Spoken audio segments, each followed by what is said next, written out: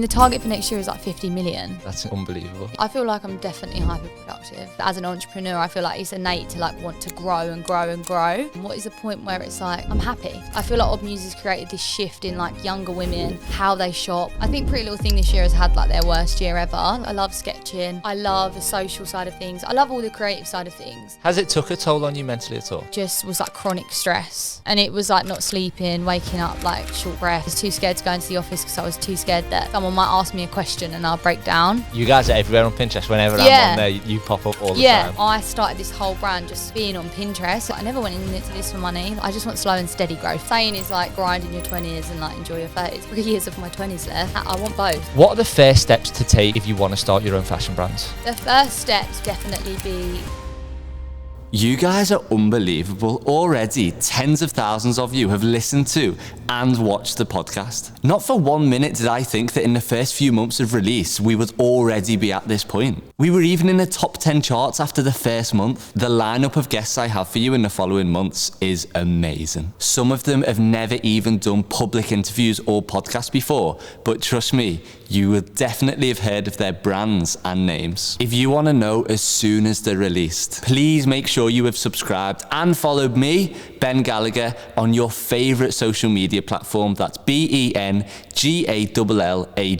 This gets more eyeballs on our episodes, which gives us more traction to get even more amazing guests. Thank you, and I hope you enjoy this one. You've just been away for a month. Yes. How was it? It was amazing. It was like the best time of our lives. It's like the first time I've ever took like a whole real time out. And yeah. Why did you go? So my sister was getting married. So that was like half of it. And then I just thought there's just going to be a lot of people. I have this opportunity to be able to like go there for a portion of time before. So we basically put like 2.5 weeks on before anyone joined us, and it was just like the best time ever. But even when everyone got there, it was the best time ever. But yeah, it was my sister's wedding this year is like the first time that I've actually really just challenged myself to be like, you actually can't be on, like my sister said to me, you can't bring your laptop, do anything, like it's my wedding, I'm not having it. So even for her hen do, I went to Cannes and I didn't bring any devices with me, and it was the most freeing time of my life. I ended up staying there like a week longer. Josh flew out and it was just the best time. And so for her wedding, I did exactly the same thing. Why have you never taken that time off beforehand? I don't feel like I've really had the chance, but also you'll probably feel like this as well. You could, if you wanted to, sit at your laptop for 20 hours a day and there'd always be something to do. And that's just been my experience for the whole time. So it's more so like just prioritising things. I have like a real problem where like almost everything has to feel productive. But yeah, you battle with it a little bit because it's like partly the reason why your business is successful, because of the time and the sacrifice. I think at the beginning, it's the only thing you think will make your business successful. So the fact you've been doing it for so long, and then the thought like of stopping it. Yeah, it is essentially a bad habit. Yeah. It just is. Because I remember hearing it on a podcast from someone once, and they were like, I live a hyper-productive lifestyle. And as soon as I heard that phrase, hyper-productive, I was like, I want to be hyper-productive. If that gets me to where he is, I want to be hyper-productive. Yeah, I feel like I'm definitely hyper-productive. Yeah? Yeah. You woke up at 3 o'clock when you got back the other day, and you started working from then? It's like, it's just in me. Like I just woke up, I was awake, I was like, I should just get on with the day. Because for me, like the best time is like doing everything before the team starts. Yeah. Because at 9 a.m. or like maybe a little bit later in the morning, you know, I don't want to feel like I've just started my day when people are going to have questions for me. So I do always, it's not always 3 a.m., but I do always benefit from being like a couple hours into my day before anyone starts. Yeah. Have you ever worn something and it's made you feel more confident? You move smoother and you've got a spring in your step. Fashion isn't only about how you look, but how you feel as well. Gone are the days when it was the thing to be stick thin, where people would have a can of cola and a cigarette on their lunch break to upkeep the unrealistic image that was required to fit in. People are more aware now, more health conscious, and strive for a longer lasting feeling than the look of approval from a crush, a boss, or a stranger in the streets. We all want to feel that we're doing good for ourselves, because the better we feel, the better we look and perform in every aspect of life. And that's why I couldn't be happier to introduce to you the first sponsor of this podcast, Humantra. Humantra is a global wellness brand that sells plant-based, sugar-free electrolyte and antioxidant drinks. Feeling good starts from within, and starting your day off with Humantra, you get clear of brain fog, increased energy, less susceptible to headaches and inflammation, and a mixture of essential elements that your body is lacking. Just like putting a good outfit together, Humantra makes you feel and look good too. The colours of these things are insane. The flavours are elderberry, Himalayan lime, berry pomegranate, and my personal favourite, lychee. Feel good, look good, try Humantra. How many hours of sleep do you need? Because for me, sleep is so important. Like, I need 8 hours minimum. And like when I get like 9 and 10, I'm like, oh my God, yes. I think over 10's a bit too much. Yeah. But like it does seem like you go to bed quite late and also wake up quite early. So like, you don't think it affects you? It does, just not on like a daily basis. Like I just get through it, and then like it gets to the end of the week and I'm literally floored. Like Friday, like Saturday and Sunday, I don't like to do anything, and it's no real way of living, I guess, but I just like use all my energy Monday to Friday. It's like I use everything that I had for Saturday and Sunday in my 5 day week. So is that non-negotiable? You take weekends off, Saturday and Sundays all the time? I mean, yeah, I do. I just naturally do, because I don't have the emails coming in and I don't have like really anything coming in. But I do sit on socials and do like, you can't help but be like posting TikToks and stuff like that. Are you as obsessed as your phone as I am? Yeah, but I'm trying to not be, but I am. Yeah. I am. Because I really feel like I've got an issue with it. So I like to ask people this, like I've just started, I said to Josh the other day, like I've started leaving my phone in the kitchen at night, because otherwise I'll tell myself it's like for work and it's productive, but it's not actually. Like it does turn into like doom scrolling and stuff like that. So I've started leaving my phone in the kitchen. And you like, naturally we're all just on it through the day. Yeah. So if you take it to your bed with you as well, it's the last thing you see before you go to bed. And it's first thing. Again, when it's in the kitchen, you're not like, I will check like Shopify first thing in the morning. Like, that's what I do as well. That's not the first thing you want to be doing in the morning. Like, I know. Why the hell should US sales overnight be the first thing that I get excited about in the morning? Isn't it? It's crazy. So yeah, I've just that. If you put the phone in the kitchen, do you have an alarm clock? Yeah, I do. Yeah, so I'm honestly up before it goes off, but it's really? just a safety precaution that I don't sleep until like 10 a.m. No, I'm the same. I think it's a really good tip if you want to go on your phone less. Put it in the kitchen when you go to bed, Put an alarm on. and put an alarm clock on. It's super essential. So you've been doing Odd Muse for nearly 5 years now. We just hit 4 years. Just hit 4. But if it's technically 5, because I was planning it for a year before I launched. So technically, like I've been doing Odd Muse for 5 years. So naturally, over those years, you will have gone through different phases just as a business owner. Yeah, it's crazy. What type of phase are you in like right now? Right now, I think I've been really thinking about it lately, because for the last like 3 years I've been like so obsessed with scaling and growing the business. But now I'm sort of like considering, like, am I happy now? Like, am I just happy with where it is? Do I want these conversations about doubling next year and stuff like that? So that's actually what I've come back from my month away, where I'm sort of like saying to my team, like, why don't we just like lessen the target for next year, and like I'm looking at the product. I've cancelled so much product for 2025 because I kind of want to like not scale it back. I just want to do what I've been doing for the last 4 years. I don't really want to. It sounds really bad, because I don't know. I'm just like in this phase where it's like, it feels weird, because as an entrepreneur, I feel like it's innate to like want to grow and grow and grow. But I'm definitely like steering more towards just like slow and steady growth. Like we're always going to grow year on year, because naturally even like our social following grows 4% every week, and it's always going to naturally grow. Like, do I really need to keep doing what I'm doing and being like 100% on the year, 200% on the year? So that's the kind of phase that I'm in at the moment, but it feels really uncomfortable because I've just been like obsessed with scaling it for the last 4 years. Do you think that's because you're lacking something in another area of your life that you've lost over the past 4 years from growing Odd Muse, or are you just scared of getting so big? I think it's actually the second, like scared of it, because it's already what it is now. It's already sort of like taken over my life, and this year I've managed to like achieve you know, we've gone past our target. But I've also managed to like live my life a little bit. So it's kind of like, I kind of want to do that next year. I don't want to do this whole like, I mean, the target for next year is like 50 million.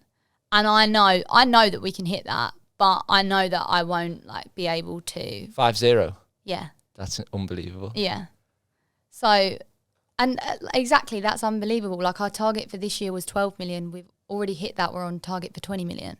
So what is the point where you're like, this is good. Like this is good. Last year we did 5 million. What is the point where it's like, I'm happy? Where do you think you've got that self-awareness from? Because a lot of people doing that much money and like that much percentage of growth over year on year will be like, let's go and get more, let's go and get more, let's go and get more. How have you realised so early to be like, actually, let's put our foot on the brake a little bit? I think it's just because truly deep down, like I never went into this to be an entrepreneur or like, not to be an entrepreneur, but I never went into this for money. Like if you would have told me that I would even have a company that takes £1 million a year, like I remember sitting in my first ever office, it was like half the size of this room we're in right now. And I remember saying to myself, I would love to have a business that takes £1 million a year. And I broke it. Whenever I want to do something, I like break it down into like bricks, how you would sort of build a wall. So I remember my first target was 24 sales a day because I wanted a sale an hour. So I'd go 24 sales a day. Once I hit that, it was like, I want to make £10,000 a week. I would hit all these little targets. And I basically whittled it down one day and I was like, I would have to make around £88,000 a month, I think, to take £1 million a year. And I remember sitting there like, that is never going to happen. Like that just wouldn't happen. Like ever, ever, ever. And like all of a sudden, like some days we're seeing that daily. And it's like, when's the point where it's like do you know what I mean? So it's like, I am happy because I never expected to have a business that even saw £1 million a year. And now we're like talking like 20. You said you never went into this to be like an entrepreneur. What's your favourite thing to do in your company? Design the clothes. I love sketching. I love the social side of things. I love all the creative side of things. I feel like that's very much like what you like to do in your business. But obviously I don't, I'm just doing it on my own. So I feel like I am swamped with the boring stuff. So yeah, my ideal, if like the business could run and grow and it would just be me designing and doing the social content, then that would be a dream. But that's not a reality. And that's not a reality for anyone. Like obviously I know you do this with Joe, but you're definitely like bummed down sometimes with all the, you know, annoying things that happen every single day, whether it's like if there's, I don't know, a problem in the warehouse or a problem with your team, like that's never not going to affect you. And especially when you're in the creative side of things. Yeah. Even if it doesn't directly come under your things to do. Yeah. If it's your company and something's happening. Exactly. You want to get involved problem. and you want to try and fix it. And you will take that on and it can ruin your day. Like you can take it home with you. And I think I've spoken to you about this before. Do you not think the answer to that is getting someone in to do all that stuff and you just being completely free in sketching and designing and socials? Like to be fair, this year, and one of the reasons why I feel like when we were talking about how have I come to this realisation, I have got a managing director this year and it has been a real game changer because even like to have just like some more experience in like issues that have gone on, the same issues that have happened this year, if they happened last year, like me, there would have been like such a dramatic response to it. Yeah. Whereas like this guy I've hired has seen it like 1 million times over and he's just like, okay, well, this is what we need to do. And, you know, we'll fix it by the end of the week and stuff like that. So I think it's taught me like a bit of a calmer approach to the fact that you're putting out fires every single day. Like it's not actually a big deal. So yeah, no, I have brought someone in, but it's sort of like you said, like you can't help but care, and I want to be aware of all these things. Like maybe I'm a control freak. I don't know, but no, I'm just like I'm enjoying where it's at now, and also you have to remember we're completely self-funded as well. Yeah. So if I was to do that 50 million target next year, I'd be putting everything back into it, and I've done that this year with 20 million. I think I want to next year like just focus on just being like we're profitable, but I want to focus on being like super profitable and like just there's loads of little things that we need to just like fix and be super confident in. So I think that's where I am at. I'm just happy with how it's going. You can tell as well, like your aura and your energy is like very much like you're very... The only thing that really stresses me out is when we're like talking about like big aggressive targets and we're ordering like loads of stock to hit this target. It's like we have such a good community of customers and they'll continue to grow slowly through word of mouth, and they'll tell their friends that are like them, and that's sort of where I'm at the moment. So, yeah. What you're saying as well is like what your customers and community really want to hear as well. Yeah, that's exactly. what I think. But I also do, I'm really happy for like the last 3 years where I have been like this. I put everything into the last like 4 years. Like I've made so many sacrifices with just like even just enjoying my life. And yeah, now I'm kind of like, I know the saying is like grind in your 20s and like enjoy your 30s, but I'm like, no, I've got like 3 years of my 20s left, and I want both. Like I don't like, yeah. But also a lot of people don't achieve what you've achieved in your 20s, so that's why they say grind in your 20s. Yeah. So that's sort of like where I'm getting at. Like, when is the point where you just decide you're happy? And I think most really successful people, like when they get really, really successful, they look back and they can't really say to you whether they're happy. Like even last year when I did Fashion Week, everyone was like, was that just the best thing ever? I was like, yeah, it was, but it was just like hell. Like it was hell planning it. It was so stressful. Like I just want to be able to just enjoy life. How important is taking a break and going away then? Something that you haven't done for so long.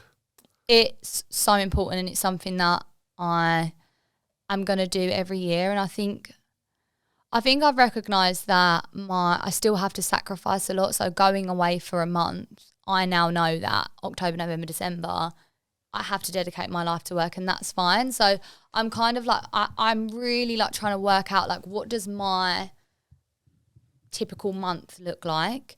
Because it's not 9 to 5, Monday to Friday. So what is it? Can it be like chill 1 week and then a crazy 3-week period? So I'm trying to work that out. So like January, I've decided that I'm just going to go away and design all my product for as far as I can think into the year. And yeah, just being away for a month, like that was like mentally preparing myself for, how busy we're going to be for the rest of the year. So I guess I'm kind of like compound working at the moment. Mm-hmm. But it is just different, and it will change as well. That's the thing. Like you still have to be like a bit of a puppet for your business, I guess. The next thing I want to say is I've wrote this thing out so many times because I knew that, and this was like 6 months ago when I knew I was going to start the podcast, and I knew I wanted to say it to you. Just while I got the opportunity, because obviously like we support each other from afar, but we've never actually sat down for this amount of time to chat to each other. So like this rhetoric kind of leads onto a question. So like you are by far like my favorite entrepreneur and brand to follow. Because every decision you make, I'm just like, oh my God, that is genius. And I think I'm so attracted and invested to what you're doing.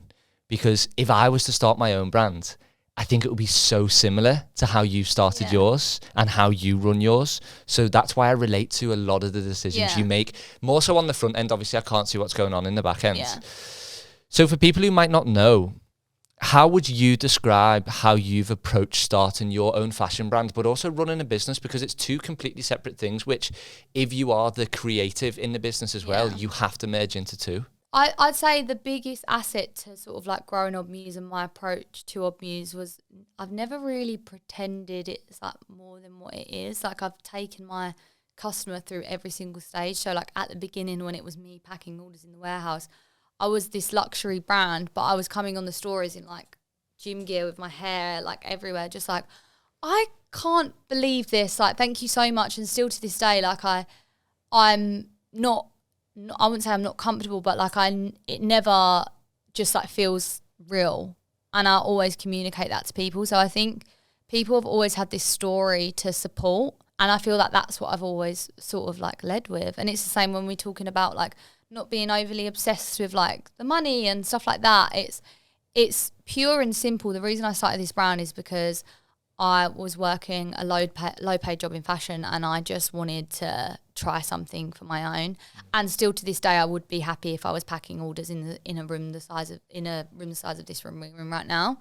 And I feel like people really feel that. Like they feel that genuine authenticity through Odd Muse, because I've always prioritized that above anything. And that's why like I will, like the amount I do for the brand is just like insane. Like even all the content leading up to a collection, like by the time we launch a collection, I have designed all that product, signed off all the pricing, signed off all the orders. In some cases, I've been to China and sampled it all. And then you get to the shoots and I'm literally doing 12-hour days to get all the product shot because that's just how I want to present the brand. So I think that's what I've sort of led with, just like being authentic and just like making customers always realise that they've made like my dream come true. I think that's really what it is. It's like realness and authenticity. Yeah, because when you think of other brands like in my space, like other women's wear brands, like, I don't know, let's say Meshki, for example. Who the hell owns Meshki? Yeah. Probably like a billionaire, and it's investment backed and they've got all these people, and it's like, I don't feel like I'm at a disadvantage because I don't have any of these things. I've got the biggest advantage of all. I've got myself and my voice, and it's just a lot more authentic. So yeah, I always feel like we're like winning. We're like self-funded, and like I see these things as a good thing, whereas like other companies may feel like it's not, and it's stressful and it's no way to like run a business. But I feel like our weaknesses are definitely our like strengths. I think that's why you guys are so successful, because you see those things that are such huge barriers for other companies, and you just take them in your stride. 100%.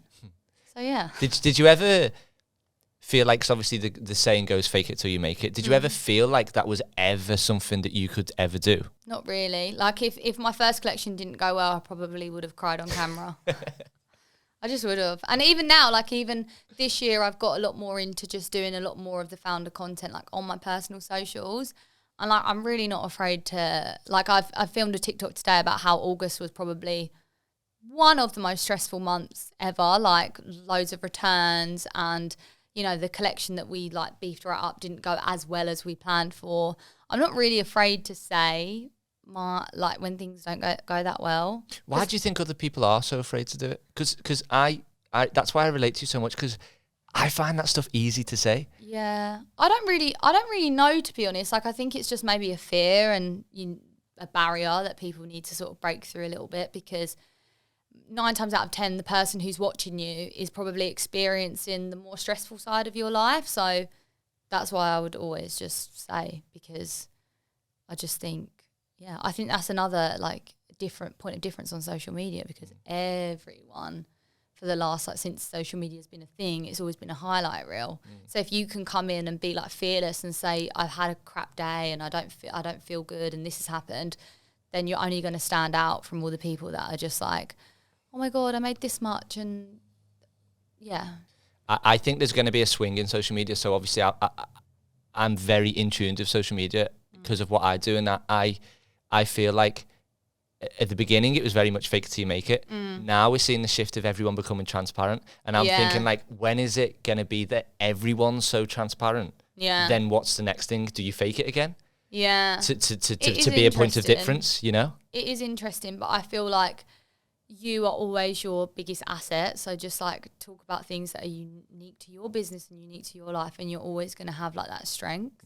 I wouldn't say I necessarily like post to be transparent. I'm just like being me and being like the business. So yeah, hopefully like just the daily happenings of Odd Muse will always be an interest. Did you have any business experience before Odd Muse? I didn't. My mum and dad will tell you like I was quite entrepreneurial. I used to like buy things and sell things on eBay, and when I was at ASOS I started like a logo company over lockdown, and I just like taught myself graphic design. Like I would always like know how to like hustle, I guess. Like all my friends were a bit older than me, and like when we'd all be going on holiday, I wouldn't have a job, and I'd be like, I will get there. Like I'll find a way to get there. So I've always had it in me, but I think the biggest thing for me is I've always like not really cared about taking risks. I'm very much like, just worry about it later. Like essentially when I started Odd Muse, I used all the money that I'd saved for a house, because we're so taught to save for houses. And I was just like, well, I can just save again. Like it's like this, it's delirium, and it's like maybe being a bit too ambitious, but it's still like fuel. So yeah, I'd say, yeah, I've just always been like a bit of a dreamer. Do you think that when you were at ASOS, you'd be where you are today? No, because being at ASOS, I I knew I wanted to be successful, but I wanted to be like this successful fashion buyer that got flown around the world and like would buy all these things for different brands. And then it took like really going out to the real world to realize that, you know, this isn't a scene out of like Devil's Wear Prada, like Wears Prada. Like it's not glamorous, and it's not any of those. It just didn't, I just knew I wasn't going to get where I wanted to be. Is that why so many girls go into fashion buying from at uni, because they think that's the lifestyle they live? Yeah, I mean, if you make it as a fashion buyer, it's a really interesting job. But the pool, like how the ladder works, it's like this funnel, and like not everyone makes it. And if you do make it, it's a long time coming. So like you start out as like a bit buyer's admin, and there's like, I think at ASOS at the time there was like 500 BAs, and there's 2 BAs to every team, and then you sort of like go up to like an assistant buyer, and then you get like all these different levels before you become like a actual buyer. And then at the top of all them chains is like buying managers for like 500 people. How many people are going to get that job? And that's really where like the money starts coming in, when you become like you actually start managing floors of like buying teams. So it really taught me like the structure, and that it was going to be a long time coming. And also like when I started at ASOS, like I wasn't that confident. So I'd be in meetings and I'd literally be silent, like I have a better idea, but I don't want to say it. So like Odd Muse, like even before I knew I was going to take it anywhere, I was like planning it on my iPad as a bit of a creative outlet. And it just got to a point where, you know, I wasn't happy at work anymore. I'd been moved departments, and I had this idea on my iPad, and, you know, my mum begged me not to like do it, essentially, like not before Christmas, you know, when mums are always like, after Christmas. Yeah. But I was just like, I just don't care anymore. Like I'm not happy. I don't care to lose this money. I'm not going to do it if I move out. Like when you've got when you literally have nothing to lose. So yeah, that's what I did. I think this next question will help a lot of people. So what do you think people earning 20k a year in a dead-end job but want to start their own fashion brand need to hear? Like, what was it that gave you the confidence to take that step into the unknown? Don't go in blind. Like, have your idea planned out to a T. I was not, you know, I was essentially spending all this money, investing all this money, but I genuinely was obsessed with this idea. I was so in love with Odd Muse before it launched. That when the blazer come through, I was like, fast forward to now, but when the blazer come through, I was like, I am going to sell 100 units. I knew it. I had to buy 50 of everything else. I was like, up the order, double that order. Haven't even launched yet, but that is what's going to make my brand successful. And that's exactly what happened. So I was so in tune and confident with this idea that the exact thing I thought was going to happen happened.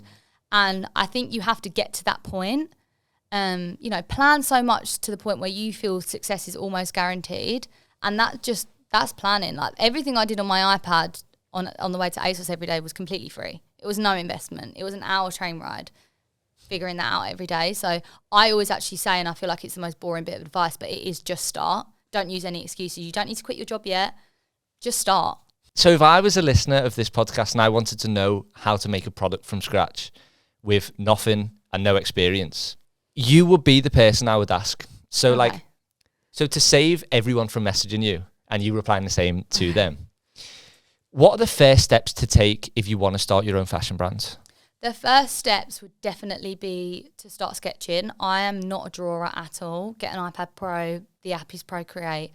Start sketching on an illustration of a woman and just start sketching. It's like the easiest way. And once you have that, you can then put your sketches into CADs. And these are like flat drawings of whatever you've designed. And these are what you would then send to manufacturers, and they will literally understand to a T what you mean, and they'll create it for you. And in terms of finding manufacturers, which is like obviously a huge step and something that I get asked all the time, that is just a simple search online about where you want to manufacture. So I knew I wanted to manufacture in China. I mainly got to that point because all the brands I was working with on the premium department at ASOS were coming in from China, and I knew exactly the district.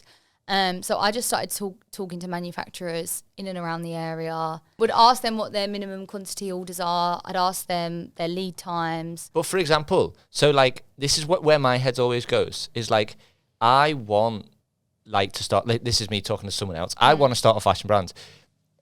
If I have a t-shirt, how do I know what the exact measurements are to give? Does that just come back and forth of literally just saying, okay, try these, okay, try these? So you can actually like outsource like fashion designers who understand like the basic size grading. So like I think my first CADs I got drawn up, I used someone from Fiverr. Okay. And I just asked them to make me a tech pack, and they'd literally say like the arm was like 20 cm and stuff like that.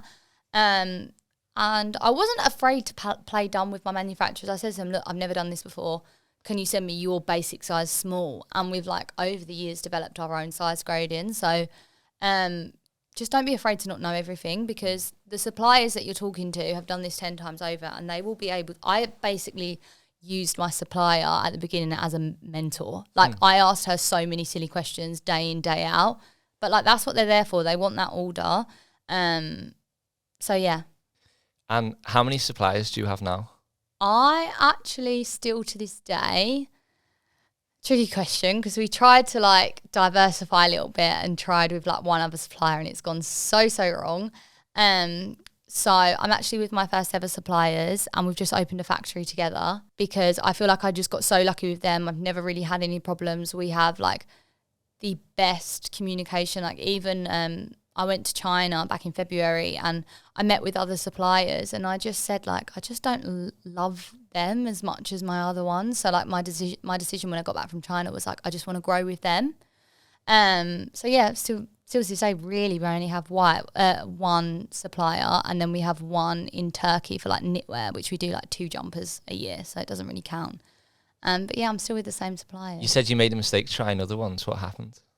It's with my final collection this year. It's just been, luckily, we called up some we basically called up some pieces from the production line before they shipped from China, and they just come so bad. Like not what I ordered. Like we're doing like a lot of like crystals for party season, and they was just like glued on, wrong places, like really low quality.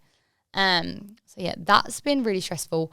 But if it isn't broken, don't fix it. Like everyone will tell you, and it is true, like you should diversify your suppliers, because if that factory for whatever reason got shut down, or there was anything that happened there, then your whole production line is done and your stock is like not there. But for the moment, I think I need to like take that a bit slower and not go into it too head first. But yeah, we've opened a new factory, so we've technically got 2 factories, but with the same people. So You've opened a factory with your supplier. What does that mean? Tell me more about that. So we basically got our factory at the moment, our manufacturers is predominantly about 80% Odd Muse. But our lead time's got to like 10 weeks, which hasn't really worked this year because there's so many things going on in the world. Like even when we ship the stock, normally sailing on sea would take 4 weeks. That takes 10 as well. So if you're doubling our whole like lead time to 20 weeks, it's impossible. You're half a year especially behind. with how much we sell out and how we need to like buy into lines quicker. So we basically needed a plan with them to get back to like a 4 to 5 week production line, because we bulk buy all our fabrics. Like essentially like production should be really quick, but because of the amount of stock we order, it's gotten quite a long time. So that the main sort of motive was to get back to like a 4-week production time, because we don't like to hold too much stock. I don't ever want to be like overstocked. We always sort of like try and buy tight to what we need. So we always want to have that option to like replan quite quickly. So that was mainly the like main thing about opening a factory. But it's essentially just like they've got their factory on one floor and we've got a whole floor above them just doing Odd Muse stuff. How did that conversation come about? Was it them who initiated it or you? It was you know what? It was when I went to China, and I can send you some videos if you want to like loop it in, but Josh was filming it, and I walked into this factory and it's like all these people just like making strapless dresses, and like I went from like the very beginning where they're cutting the fabric out, cutting the pattern out, and then to the very end where they're like steaming it and like packing it. And I just thought it was the most fascinating process to see like a whole like factory just making all these clothes that I ordered. And it was definitely the best factory that I saw on my trip. The trip was quite eye-opening. Yeah. And I think I met with a lot of factories that wouldn't take me to their actual, I'd go to their office and they wouldn't take me to the factory. And there was just so many red flags with other suppliers. And I just come back from that trip and I was like, I am so lucky that first time I've met these people and they're everything they said they are, and they work so well and everyone's so happy. So yeah, it was more so like the vibes were right.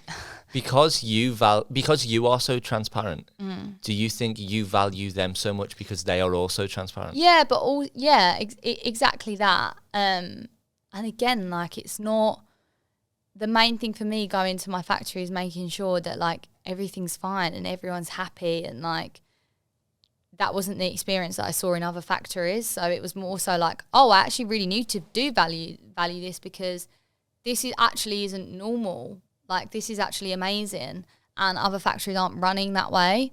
And I care about things like that. I really care about things like that. I don't want like anything. I don't even want to say things that go on like in other factories, but yeah, I don't want Odd Muse being associated with that or to be any part of that.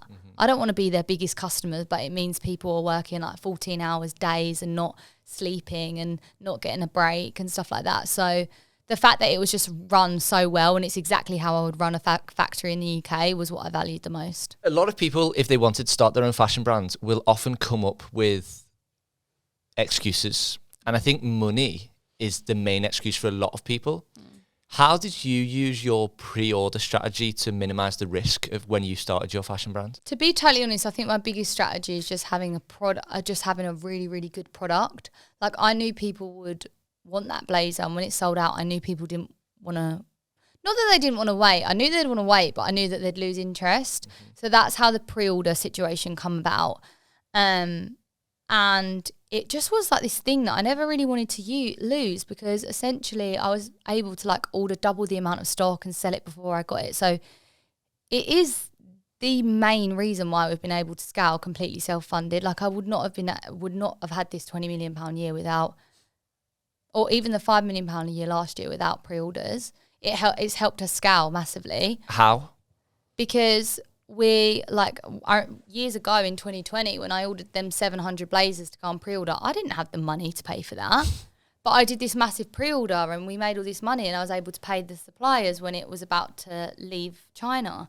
So it's more so like it become like my backing, essentially. And, you know, it's always good not to like hold too much stock. And yeah, we just sort of like used it to scale the business. Like, I didn't have that money at the beginning. I started Odd Muse with £12,000 and was able to sell like 1,000 blazers in the first 3 months. Like, I didn't have the money to do that.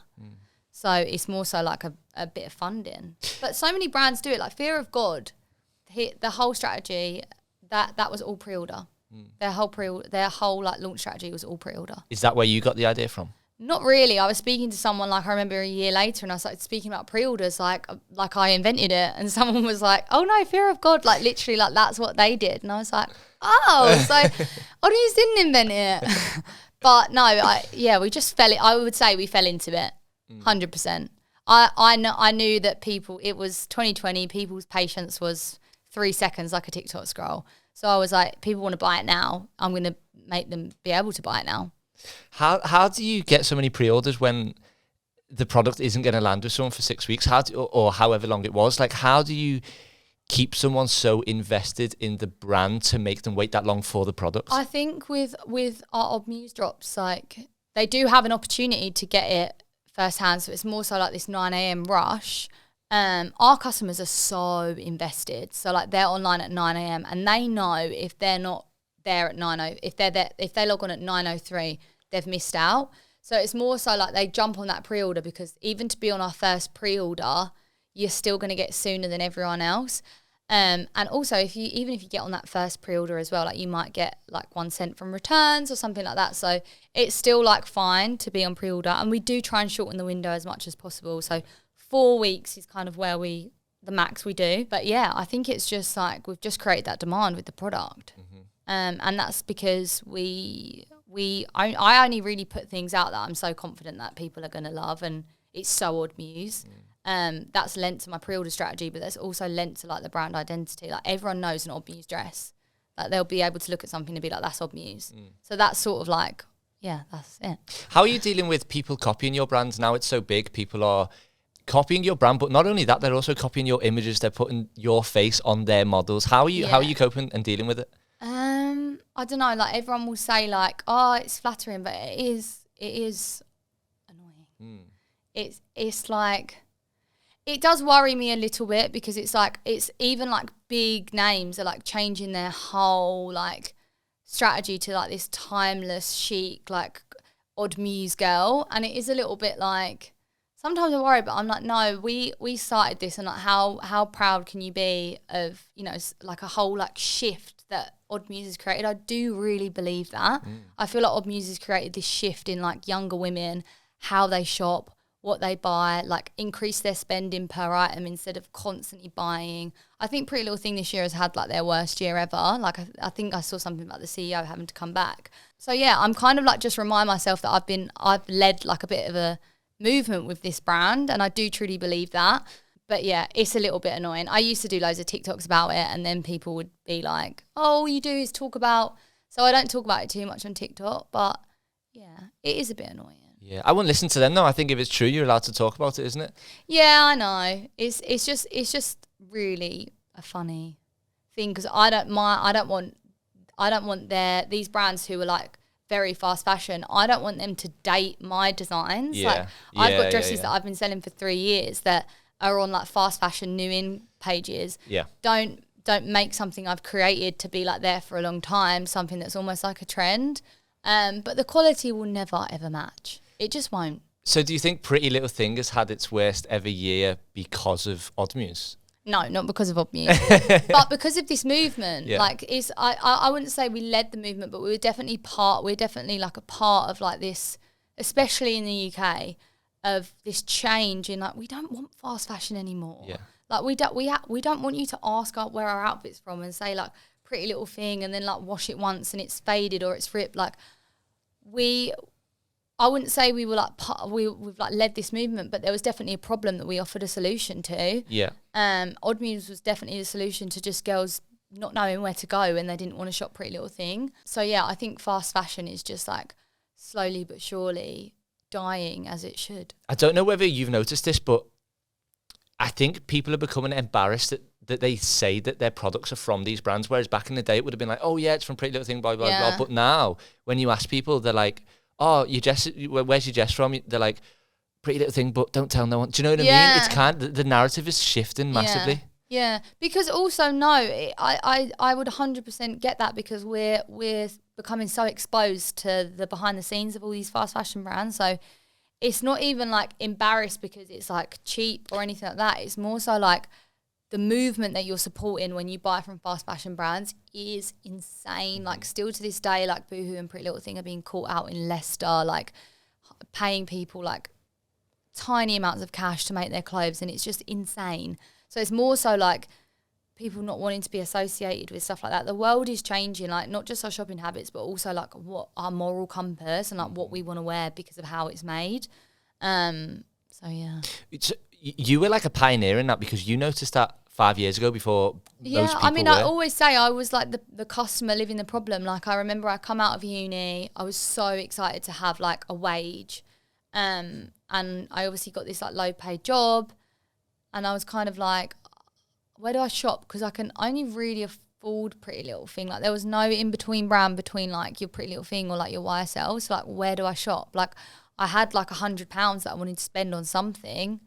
So that's why I created Odd Muse, because there is not really any mid-luxury brands still to this day in the UK. So it's sort of like offering a solution, I guess. The thing is, all those brands offered a solution to a problem that was back then exactly what you've explained. Yeah.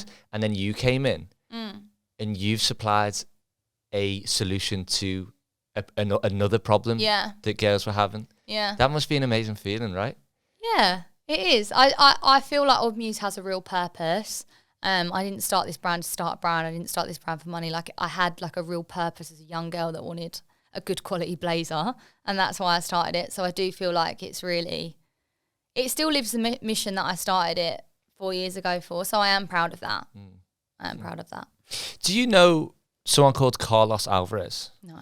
So a lot of people think he won Wimbledon this year. Right, okay. But he never actually won Wimbledon this year. Right. Odd Muse did. Oh, yeah. How did it feel seeing so many influencers, celebrity That's so funny. I really fell into that one. people just wearing Odd Muse, and especially Molly May? It just like insane. Like we didn't even like send to Molly May, and like just again like a really proud moment because it wasn't us sitting in the office like pushing like how can we dress everyone for Wimbledon. Like it happens so naturally and so authentically because at the core of our brand it's just a good product that you want to wear to Wimbledon. It's the perfect dress for Wimbledon. And last year for us it was the US Open, so the Grand Slam after Wimbledon. We were just everywhere in the US Open, and that's when we first that's what inspired the collection this year. So if you go back to my first resort collection, we did like our lime cream colour, so it's very like this tennis green, and that was because like when I was designing summer last year, out of nowhere, like everyone was just wearing Odd Muse to the US Open. I was like, what even is the US Open? And I started looking into it. And Paige Lorenz, actually, she goes out with a tennis player called Tommy Paul. She wore us to the US Open last year. And I really started looking into like this tennis fashion. And that really paved the way for Odd Muse summer this year. And yeah, it got proven on home grounds on the green court. So yeah, Wimbledon is like a huge time of year for us this year. Like watch out next year, we're going to be everywhere again. When you go, because you went, right? I didn't go to Wimbledon. Oh, I went to Hurlingham. Okay. So it's similar. It's like the little practice bit before. But there's loads of people wearing Odd Muse. Do you not want to go up to everyone and like, oh my God, thank you so much? I do. It take like at the beginning, I would never go up to people and I'd be like really shy. But now I'm just like, hi. You're like and if they don't know on who them. I am, I'm like, this is my brand. Like I get really funny about it. But yeah, I can't help myself now because it is just like, it's such an honour for someone to like wear my clothes. It doesn't matter who you are. Like if you're going to Wimbledon or going to any event, like if you've chosen to wear Odd Muse, like it's such a huge deal for me. Are you ever going to go into menswear? I would like to. Yeah, we would. Yeah, Josh would like to as well. I'm really like weighing up at the moment because I just know how much sacrifice I put into Odd Muse. Like I know what it takes. So it's more so like when I have the space for that. But I would like to, like essentially, like if I was to do menswear, I feel like I could sell to my audience because I'd basically be dressing all your boyfriends, essentially. And like Odd Muse can fit really well into like my way of designing. Like smart casual can like really fit into like, I think I could design like a menswear collection. But yeah, it's just like starting a new business. Like it's like having a baby. Like it's like, it might not be. I don't know. So yeah, it's more so at the time in my life, but it's definitely something that I want to tick off. I'd love people to like comment on this and give me some confidence on it because you'd wear it. I'd wear it. Yeah. I would fully. I need to send you an Odd Muse jumper. I'd wear the. I was saying to you the other day. I think when it first came out, I was like, I would fully wear that. Yeah. It's so cool. I think I'd get it very dirty though. Yeah. Because it's bright white. Yeah. But no, it's fantastic. What do you think's more important? Because you're good at both of these things. Good marketing or a good product? Good product. Yeah. Definitely good product because I've only got good at marketing in the last 2 years. Good product got me to a £2 million year.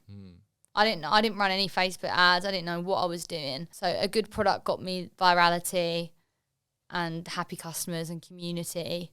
So yeah, good product. So what do you think? I think obviously the answer is both. Yeah. I think if you have a good product, right, it would just take slower to get to where you are, but you will always get to where you want to go because your product's just great. Yeah. If you have good marketing, then you get to a place very fast, but then you also come down very fast as well. Yeah. Because if your product's not good. Yeah.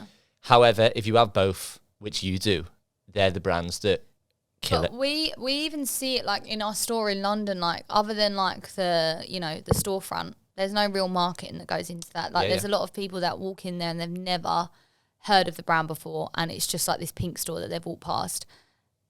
Our conversion in store is insane. Like they walk in, they see the product, they try the product and they buy it. Because there's nothing like it in another store. Yeah, exactly. Especially like, there's not like on in store, like people tend to go online a lot more, but the actual like in store, being able to get a good product in store, a lot of the time being able to shop in store is like a convenience thing.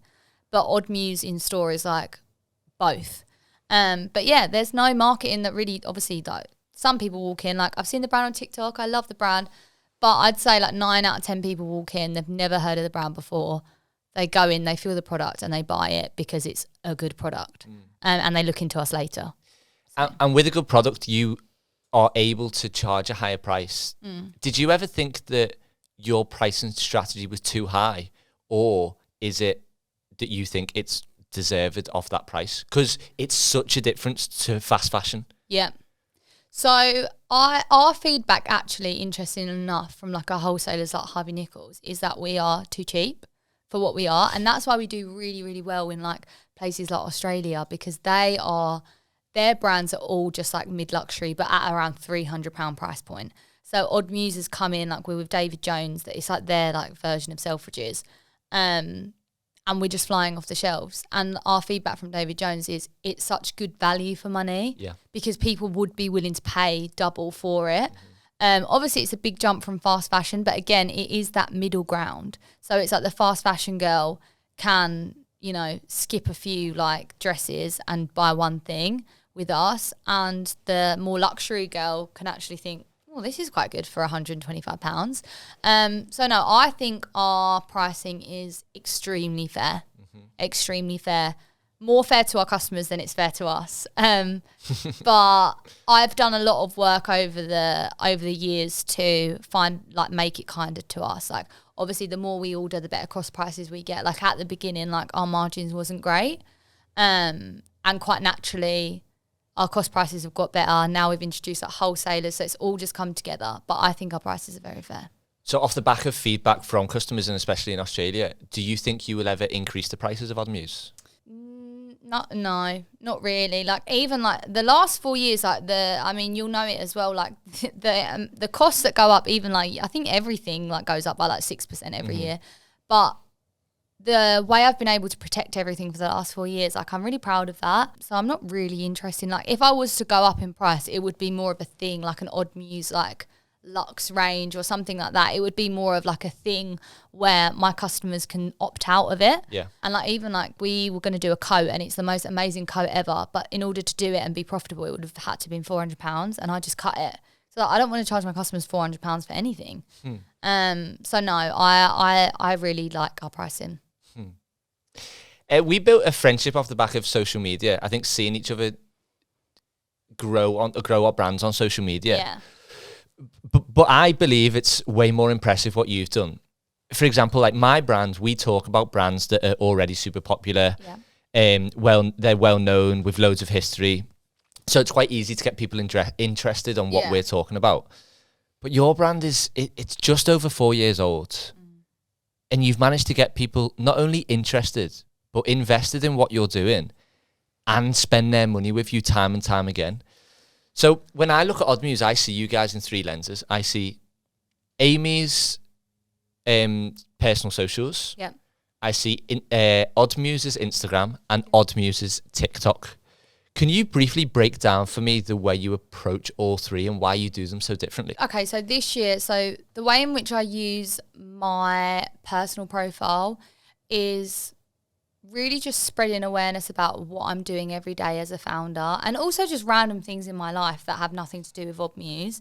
And then our Odd Muse, did you say like Instagram and TikTok? Yeah. So Instagram, I really like it to be like this polished place where you can see the product really well. You can see like our imagery. Still have like a little bit of fun with the brand, but it is mainly for like the aesthetics and like the Pinterest side of things. And then TikTok is where we do just, we're not so much a luxury brand on TikTok. Like we're singing, we're dancing, and we're just like having fun. And I think it shows that we can just sort of like do it all. It shows like the person behind the brand isn't like this like mega, I don't know, like businesswoman that's got 100 different businesses. Like I am Odd Muse. Like it's literally like my whole life. And then Instagram is just like proving us as like this sort of like real luxury brand. And then TikTok is like, don't take us too seriously. We're Odd Muse.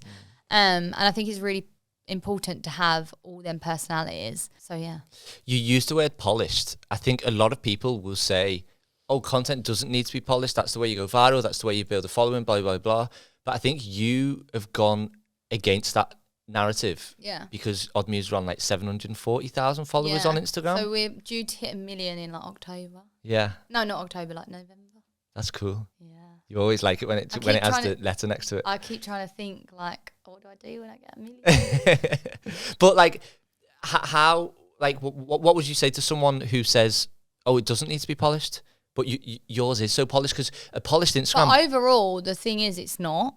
Okay. It's like more of an overall, the Odd Muse socials, they're not polished, but you can get that real luxury. Like, we're a luxury brand, and there has to be like a percentage of that. Yeah. So it's more so just having it as like a pillar. I would agree with the person that says like socials don't have to be polished. Okay.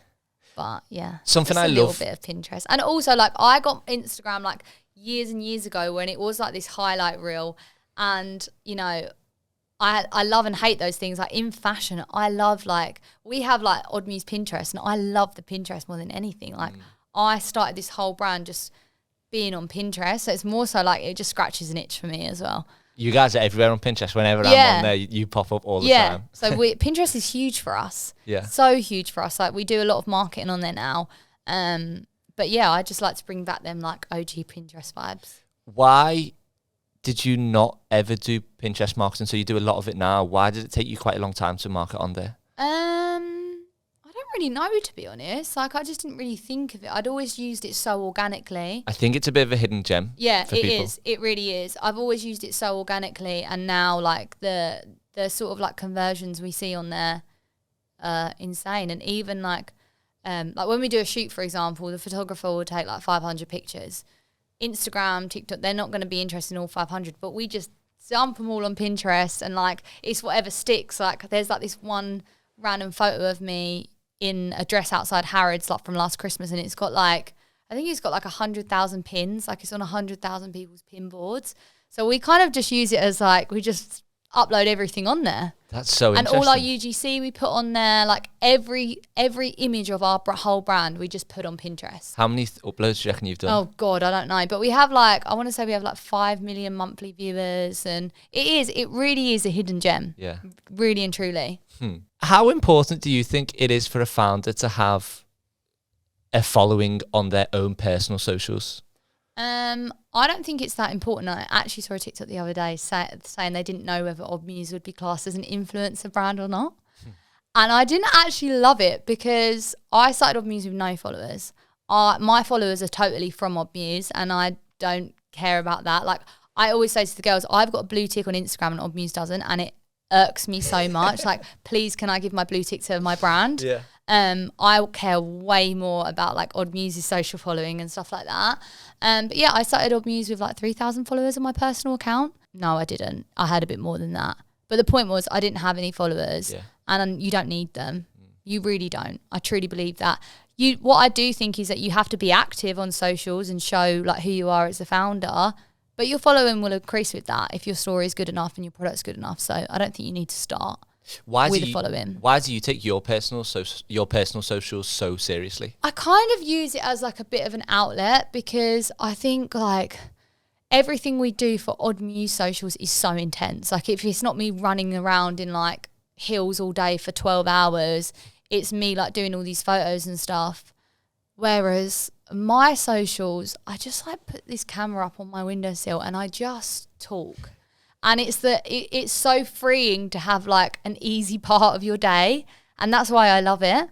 And it can be just as effective. So that's another reason why I love it. Like the same like long days I'm having, I can get just as much reach on my personal TikTok just through talking about my day. Would you describe it as because it's just twig then? Because you do that, you just put it up and you just chat for ages. Yeah. And you know, like I don't have like when you see like influencers like do like these amazing day in the lives. Like I've tried it 100 times. Yeah. I just need to. Sometimes I'll be doing my makeup and I'll just tell you what my meetings are for the day. Yeah. Instead of filming every meeting and doing a voiceover like I had this meeting, I have this.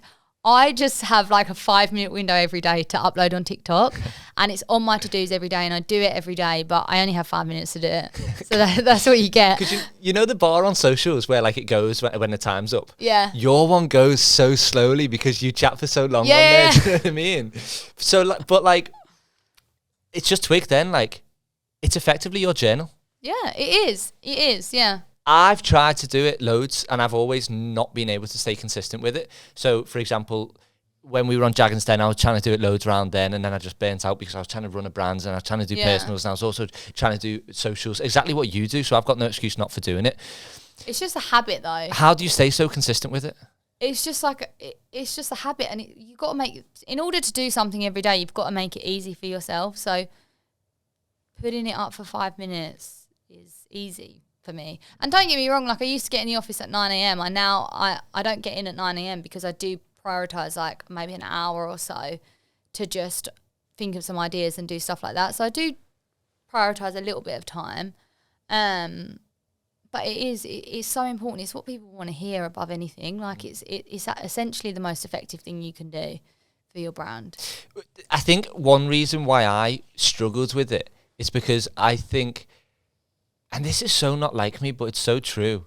Like, I would be worried to think about what my team, like the staff I've hired, think about what I say on my socials, whether I'm being too transparent about their roles, if something's messed up in one of their... I do sometimes think that. Even sometimes I'll be like... But I just make a joke of myself. Like, sometimes I'll, like, tell customers what we're doing before I tell... girls. I was like, I added my sister's bridesmaid dresses into our recent collection. I put it on Instagram, and I just was like, walked into the office like, I've already told Instagram we're doing this, but so I just make a joke of myself. Like, I am literally all over the place, and I'm just like, I don't care. How would your team describe you? How would my team describe me? I think they'd say I'm nice. Okay. I pride myself on like leading with kindness. I think that's like the best thing you can do. I'd like to think they'd say I'm nice. I think they'd say I'm a bit manic. Between like manic and a bit scatty is what I'd say. I think scatty might mean a little bit different to what it means in Liverpool. Oh, okay, tell me. Scatty's just like disgusting. Like, oh, I mean just like a bit like all over the place. Scrappy. Oh, maybe. I would say scatty though. Yeah, no, it's just different dialects, right? So just a little bit all over the place. And fun. Yeah. Like staff parties and on the tables, we're just having fun. And that's like at the end of the day, like especially this year, I will say to people like, we're not saving lives. Like we're having fun. Yeah. Like I would like to think that anyone who works at Odd Muse at the end of the day, like they've had a good day at work and they're having fun in what they're doing. And like even I've had like weeks worth of appraisals in like recent months. Everyone's having fun. So that's the main thing. So I think nice, scatty and fun. Do you ever regret putting your face to your brand? No. It's like, sort of like what we've said. It's like you're your biggest USP. Like no other brand has me. So even like brands share models and stuff like that.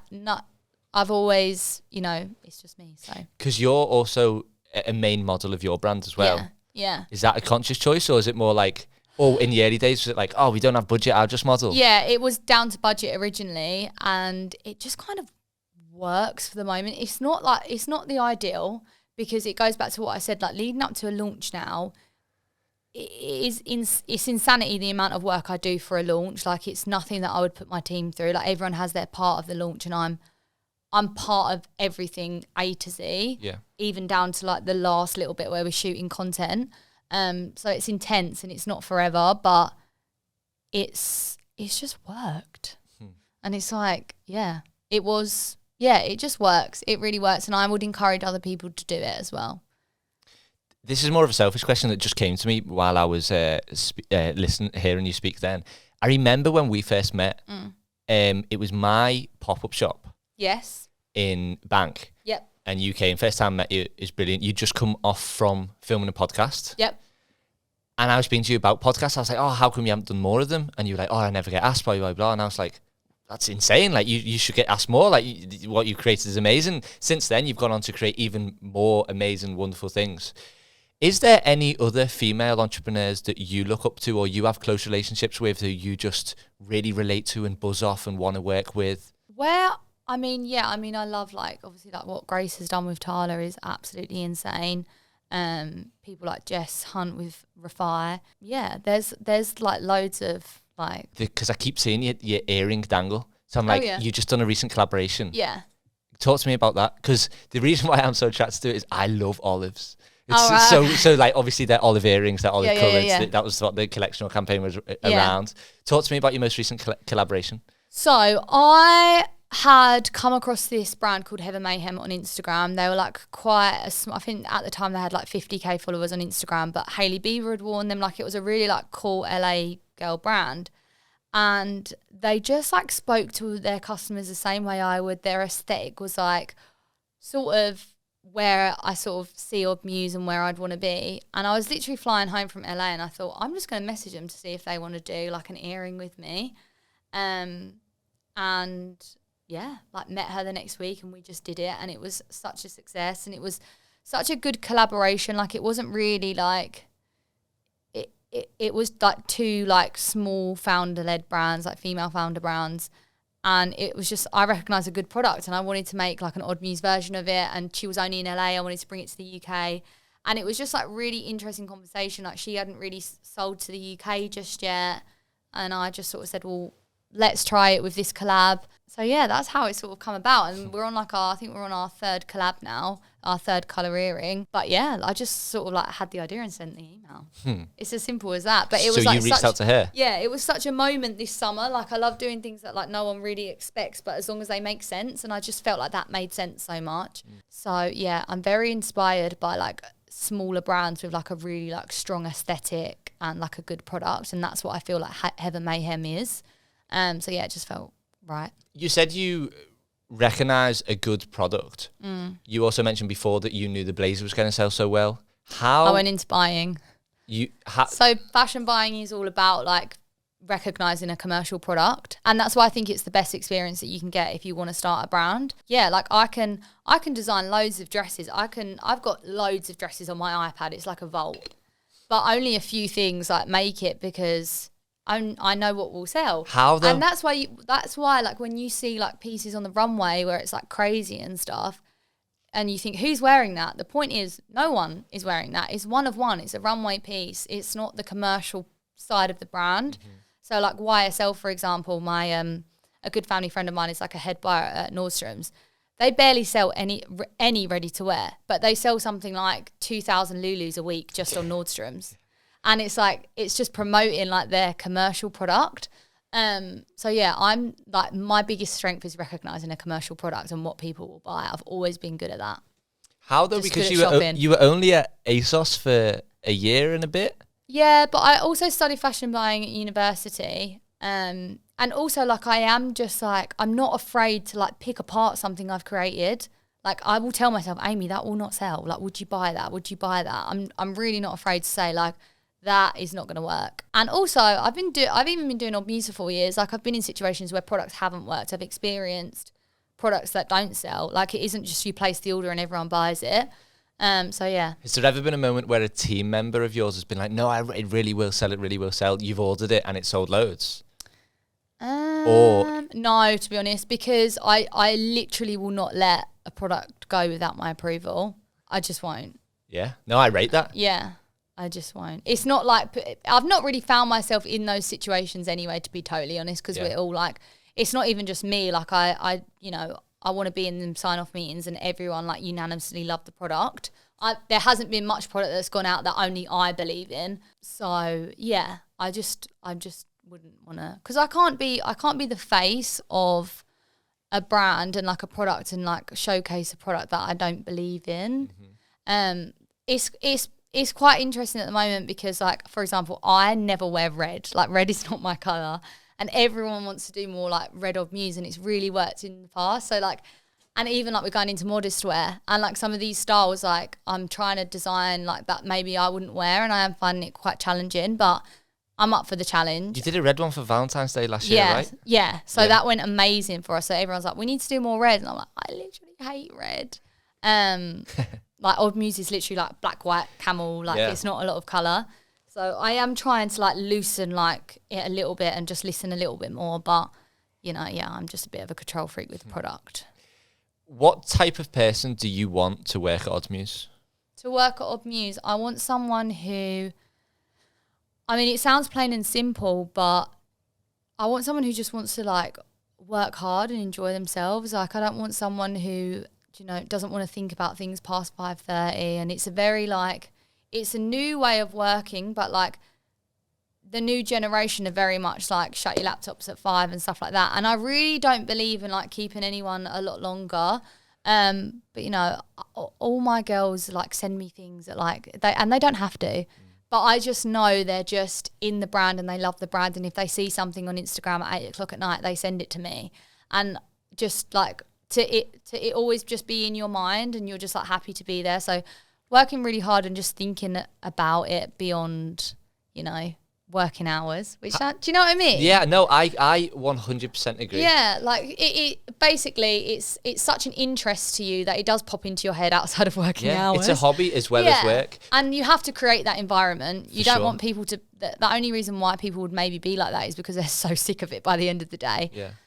So yeah, the plain and simple is like you want to work hard and you love the brand. How do you find those people though? I feel like I've been so lucky, but I've taken hiring really, really slow, and I've got people in my team to help me hire. Like if we're hiring in a certain team, I'll get like other team members to help me because I feel like they'll recognise the people that they want to work with. But I think the plain and simple is like I've kept my team quite small and grown it quite gradually. It's never been like this mass hiring situation. It's never been outsourced either. And yeah, I pretty much like interview mostly everyone. So again, just something I can control. Just taking it really slow. Yeah, literally. And like people, I Not feel rushing into things. Yeah, and I think people starting out, or they might be like a year into their business or whatever, like I don't know what your experience was, but like your first hire is the hardest. Yeah, because you're hiring a generalist, not a specialist. Yeah, and it's also like, it's really daunting to take someone on and like give them a salary, and like you need to think about, you go through this thing like, can I afford it? What if I like literally like ruin their lives? But the people you surround yourself like in life and business are just so important. So yeah, just take it slow. So I was first made aware of your brand actually by my brother's girlfriend. Okay. When you held a dinner for like influencers and celebrities in America, was it LA? Yes.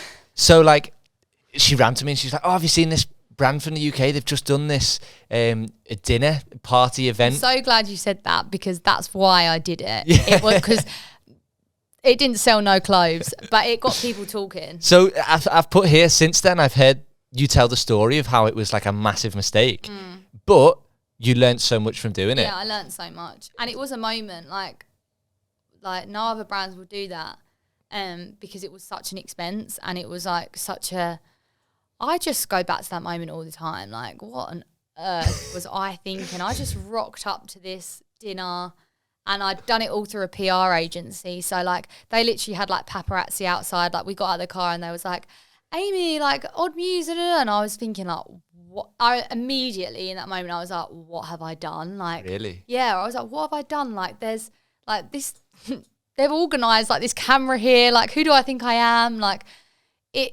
it was very overwhelming, and I remember I had like this like little makeup powder and I just dropped it everywhere as people were walking in. I jumped into the event scene head first, and I'm so glad I did because I can rock up to any dinner now like fine, because nothing will beat what I did in LA. But the main point of it is I didn't have the money to do it. The product wasn't good, so it didn't sell. Like, and that's really taught me about like marketing versus product, because I put a lot into that party, but the collection was rubbish. So, yeah. But what you say, like, this brand from the UK, it was more for my UK audience. Yeah. It made people think, wow, like, this brand, they've got all the Selling Sunset girls in LA. What the hell? Like, who's doing that? So, yeah, I don't regret it. But it was just, like, it was a stressful time because I didn't have the money to, I couldn't afford it at the time. How does a brand that small at the time get people from Selling Sunset to a dinner? So I did it all through a PR company, and I had Emma Hernan post, so that was all through her management. She was paid to be there, and luckily, like, she did bring all her friends and she did all the guest lists and stuff. So yeah. Because the relationships weren't authentic, did it feel not true to the brand because you are such an authentic, transparent brand? It did and it didn't. Like, it did at first. Like, we was driving around LA dropping all the dresses off to all the Selling Sunset girls. Like, we'd got all their addresses from their management, and I'd like knock on the door and they'd all be answering like, Oh, so you had met them before? hello. Like I remember I walked it. This is like, I wonder if she sees this or even remembers this, but you know Mary from Selling Sunset? No. Oh, okay. But I'm invested. Go yeah. on.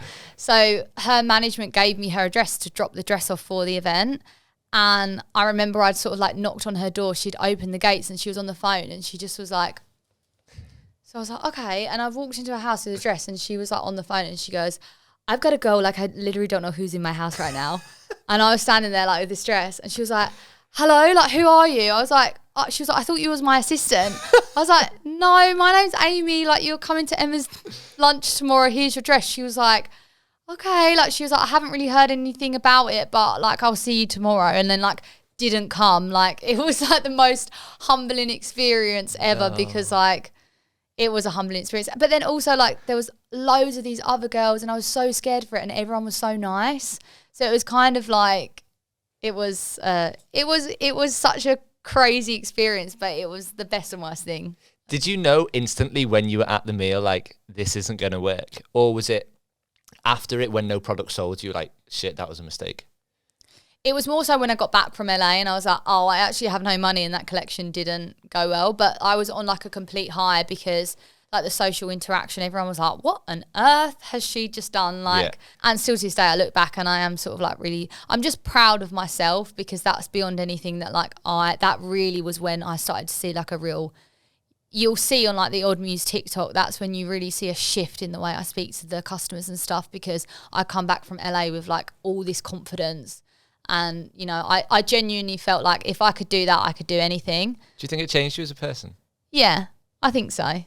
It's made me really, really confident. Like I can really like, it sounds so stupid, but I can really conversate with people well now. Like I've been in situations with like girls I've never met before from LA that like, you know, had much better things to do that day. And, you know, they all thought I was the cutest little thing. So it did change me as a person, I think. And it was such a good experience.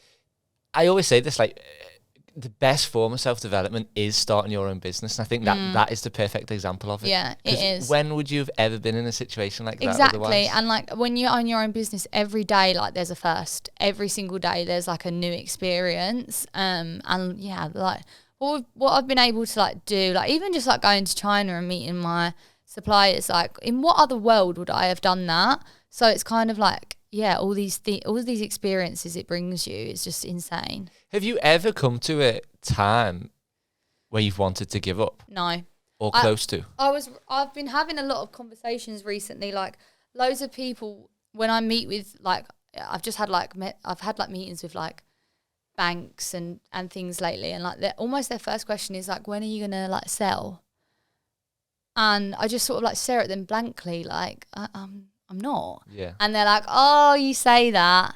And like, I would never say never, but it's like, I don't really see that in my future. Like Odd Muse is literally like, I have so much respect for how much it's changed my life. And I also respect that, I don't know, it's very linked to me. So how could I sell it? Yeah. I'm kind of like, okay, you can have it, but what are you going to do with it? Yeah. But it is, yeah, there are times where of recent I've been like, you know, what I was speaking about earlier, like, do I still want to like sacrifice as much as I sacrifice? And I'm kind of learning that like I don't have to. I just don't have to be like 200% on the year every year. So it's sort of like that's my realization at the moment. But I'll never give it up. To have that as a thing though, like, oh, I'm only going to grow 50 to 100% next year instead of 200, which I could do, but I don't want to. That's unbelievable. Like 50 to 100% growth. Brands would wish for that. Like tomorrow. Exactly. And another thing, like when I've had like these meetings and they'll say to me like, when do you think the dip's going to be? Like everyone asks me that, like obviously you're going like this, so when is the dip? And it's like, I truly believe like Odd Muse is this brand that, and I think a lot of like new, I think Lux Collective is exactly the same. I think a lot of new like generational brands are defying the business norms where it's like you see all this growth and then you plummet. I do believe Odd Muse does define that, but do I want to keep going like this? Like, how much does it cost like mentally and how much does it actually cost financially and stuff like that? So yeah, I do. I just want slow and steady growth now. Has it took a toll on you mentally at all? Yeah. In what ways would you say? I mean, last year, towards the end of the year, like around the show and stuff, like it just was like chronic stress. And it was like not sleeping, waking up like short breath. Like I just couldn't enjoy life. And I was most days too scared to go into the office because I was too scared that someone might ask me a question and I'll break down.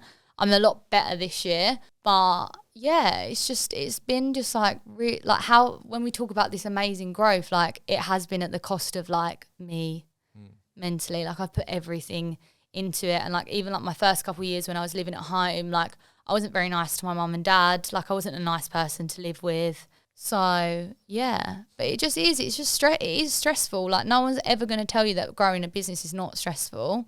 And that's why when you say to me about menswear, I'm like, do I want to start all over again? It would only be if there was a real demand from my customer that's already there, because yeah, it's just been hard. What were the parts that made you the most stressed? Workload, definitely. My team have grown a lot in the last like year.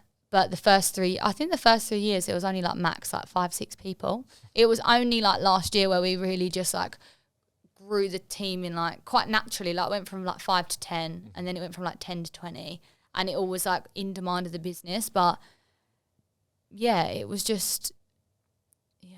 You just had too much to do. Yeah, it was just like too much work versus like all the things I wanted to do. It was self-inflicted. Like even the show we did last year, the fashion show, I decided I wanted to do that like 8 weeks before.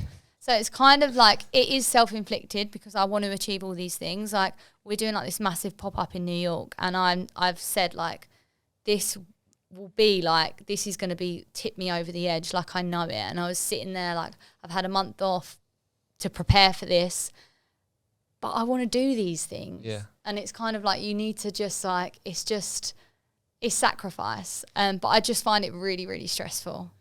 When are you doing the pop-up in New York? November 7th. This year? Oh, wild. Yeah. Not far. I know.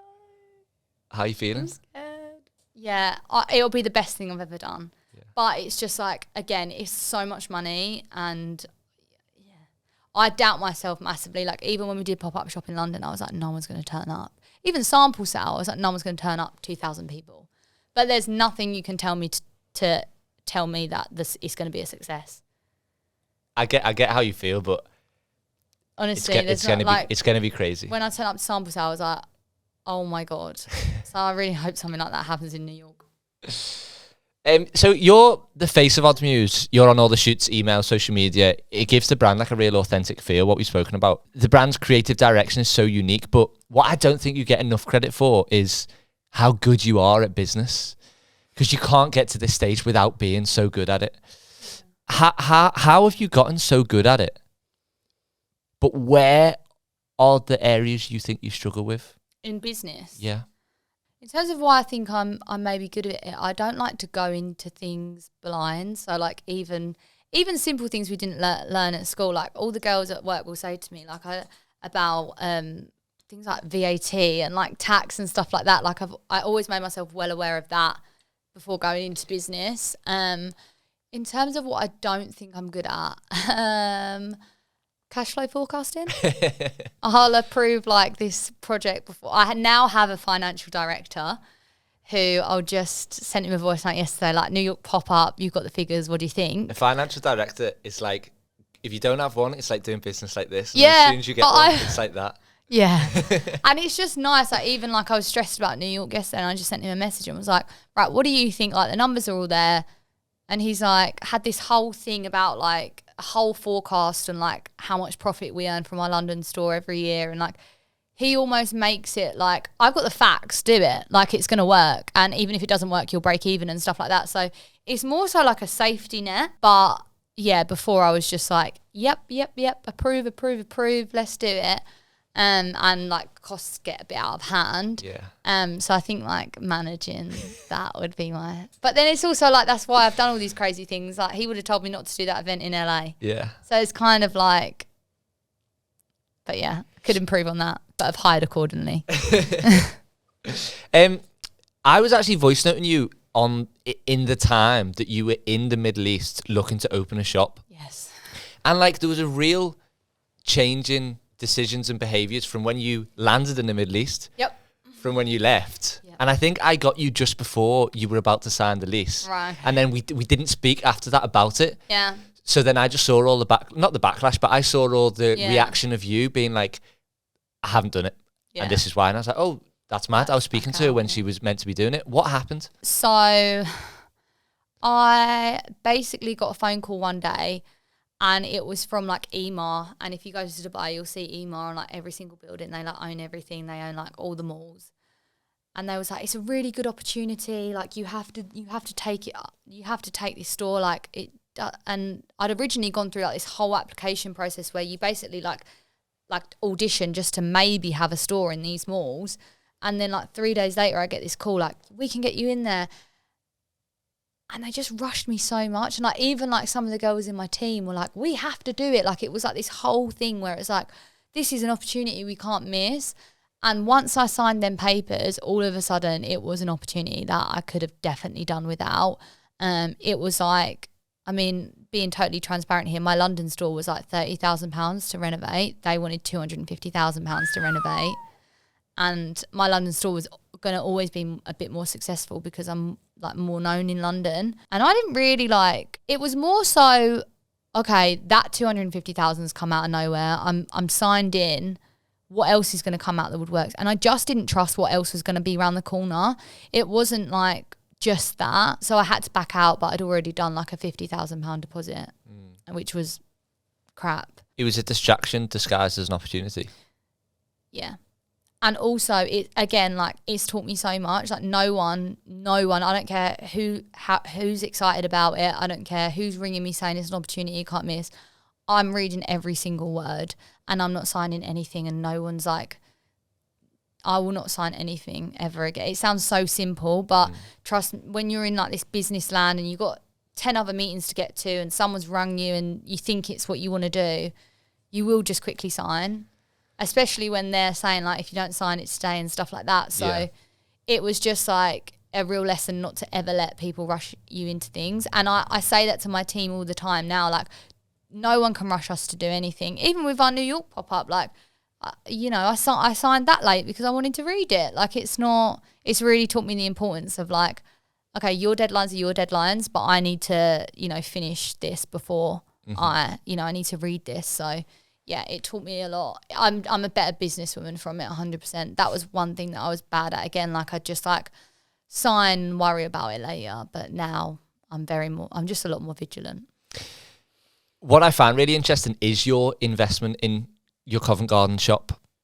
Why, when so many are saying retail is dead, did you decide to go and open a store? Because Odd Muse is like so big online, and I think it's such an amazing touch to be able to experience the brand in real life. It wasn't really weighing out what the economy looked like and what other brands are doing. It's what my customers wanted. The pop-up shop did so well. So I almost felt like I had that. It was sort of guaranteed to do well. So I signed a 5-year lease. But no, that tiny little store in Covent Garden is, I mean, it's amazing. You keep getting like a chronic shoplifter in there. Or how do you deal with that? Mark. You know him by name? Yeah. You have to just go away, Mark. And he'll just go, okay, and he leaves. So yeah, we do literally just do that. When he comes in, we just go away, Mark.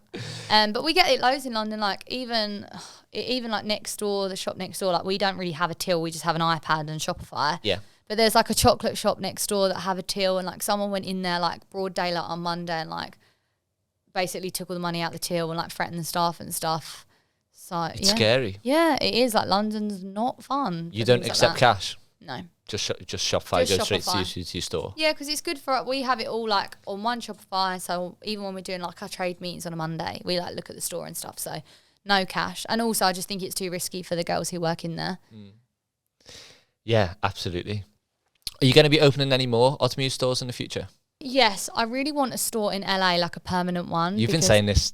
I know, but ages. The reason I don't have it is because I'm so fussy. I know the exact road I want it on, and it doesn't come around often, so I'm just like waiting for the time to be right.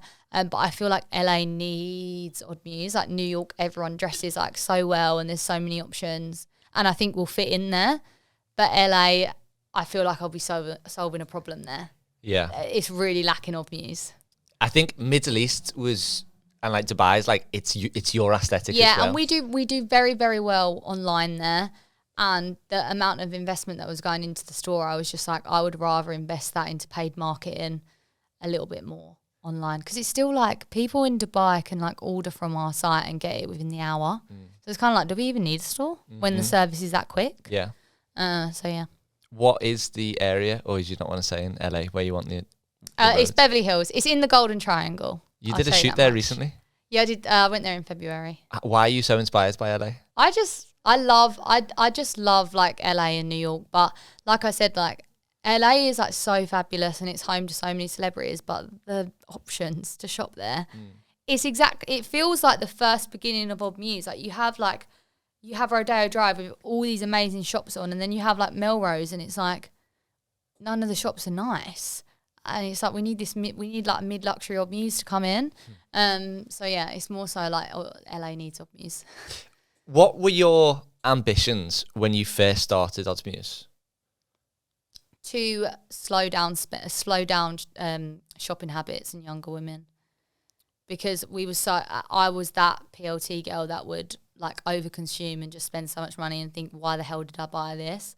And I just wanted more value in my spending. So it was that, and I knew I had to do it through like a good product. What are your ambitions now?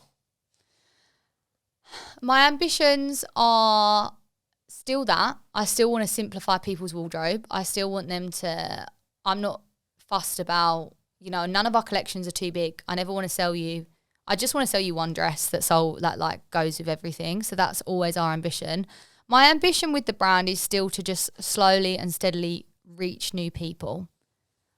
Everyone's first purchase from us is either like a cap sleeve or a blazer. I just want to keep like reaching them people that discover Odd Muse for the first time. Like I always say, like imagine just discovering Odd Muse now.